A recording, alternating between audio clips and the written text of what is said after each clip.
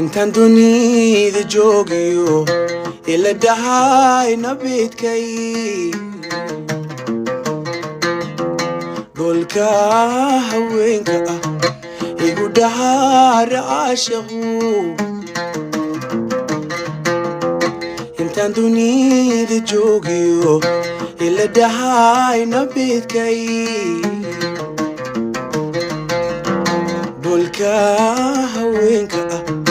igu dhahay caashaqu ama uu kalgacal diray dadkii horey ma sheegin doqono jacaylo surigii ilmi baa dilay qaysoon dindi baa gelin cildhuu buu ku siiyey